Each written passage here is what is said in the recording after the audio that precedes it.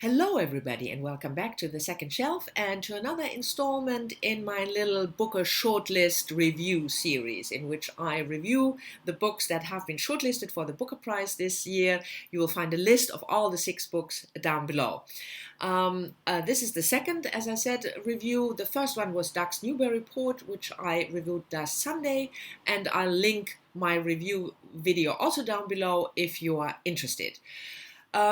So the second one is Elif Shafak's book 10 minutes 38 seconds in this strange world, which came out in June. Elif Shafak was born in 1971. She grew up in Turkey, but she lives in London now, and she writes both in English and in Turkish. And she is considered in Turkey one of the preeminent, of the eminent contemporary writers. She has written 17 novels. I've read some of them. She's not my favorite author, I have to say that. I don't think that this sort of influenced my review. I read some of her books that I quite liked, but also some that I thought were not that good. Now, this book is based on a scientific premise. And that premise is that scientific research showed that when a person dies, brain activity doesn't immediately stop, or at least not always. It goes on for a little bit. And the longest time that brain activity after death has been recorded is 10 minutes and 38 seconds. Now, Elif Shafak takes this premise to tell us the story of Layla. Layla is a prostitute in her mid-40s, and she has been, when the book opens, she's dead, she has been murdered. And then, because the brain activity didn't stop, Layla tells us she has memories of smells, of pictures, of some sort of instances in her childhood, for instance, and then through these 10 minutes that there's still brain activity, Shafak tells us about Layla's life. Layla was born in 1947 to a father with 2 wives, one of which is her mother, but we don't know quite which one. We will learn that in the course of the book. She lives in a smaller town in Turkey.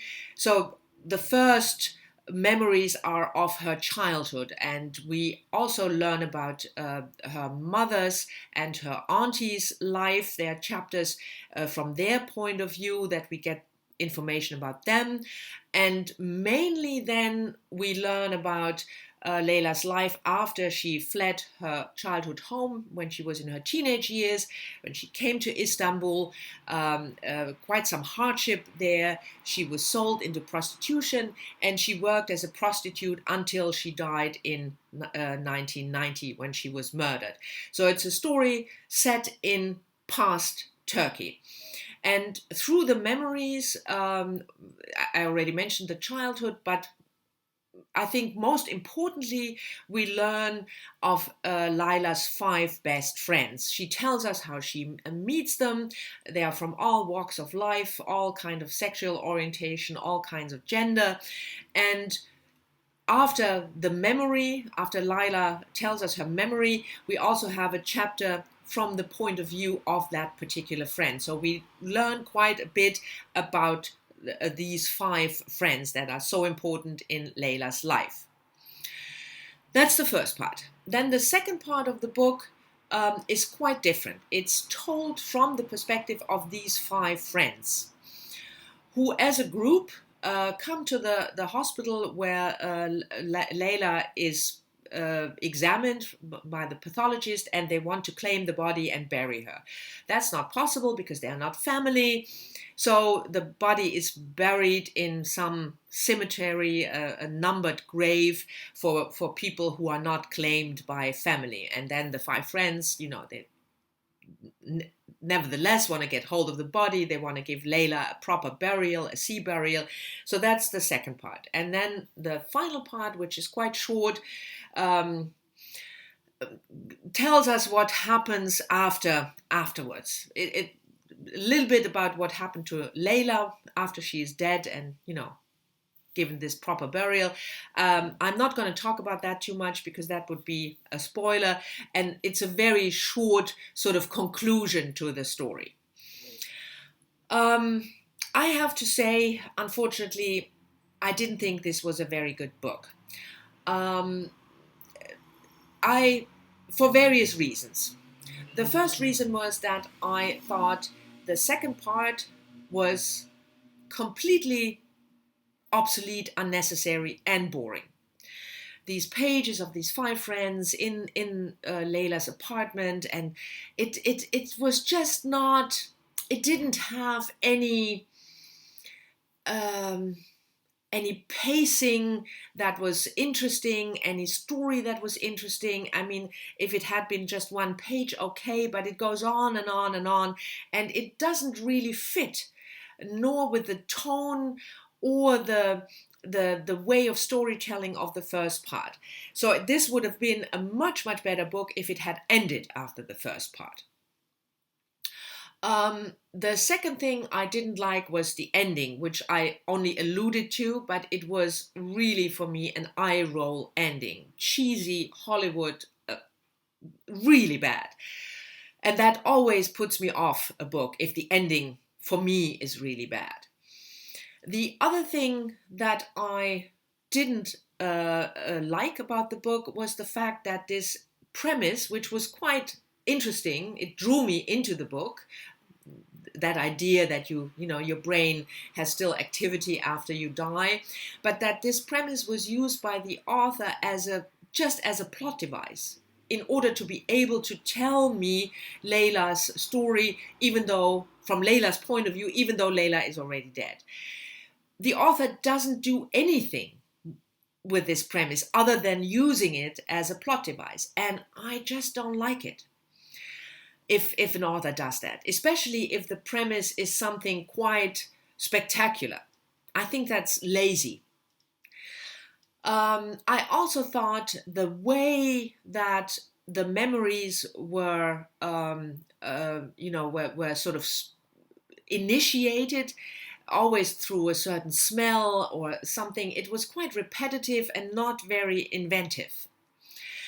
And then there were instances of the plot in the first part, of the story in the first part, that I read it and I thought, no, please, don't go there.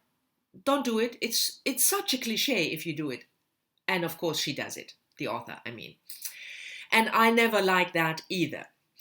So, yeah, it didn't work for me. I didn't think it was a good book. There are certainly things about the book that are good.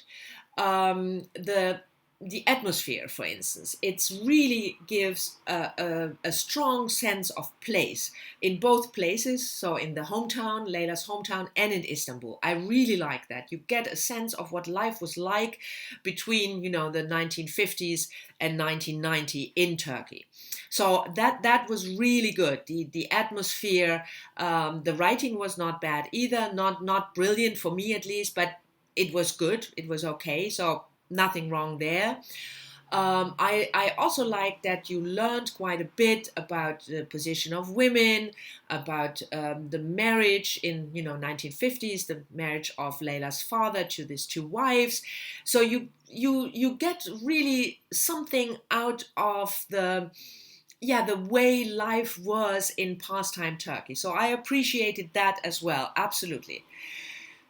But these positive points it was just not enough for me to make it a good book, because the flaws, especially the second part and the ending, and that sort of not really use of the premise, they outweighed the positive things of the atmosphere and the writing. So I don't think this book should win the Booker Prize. I don't think it's good enough to win the prize, even though I have read only 2. But if I had to make a choice between Ducks Newburyport and this one, I would certainly choose Ducks Newburyport, which is just a better book. But I know that that some or most of my problems with the book are also of a very personal, subjective nature. And if you look at Goodreads, there are a lot of people, also people whose opinion I really value and appreciate, who love the book. So if you think the story sounds interesting to you, then I would say just give it a try. Maybe the book works better with both parts or 3 parts than it did for me. So this was the second review of my Booker-shortlist review series. Thank you very much for watching. I hope you've enjoyed it, even though for me it wasn't that good of a book. Let me know down in the comments whether you read the book and maybe disagree with me, or whether you're interested in reading the book, and I'll see you all soon in the next one. Bye-bye.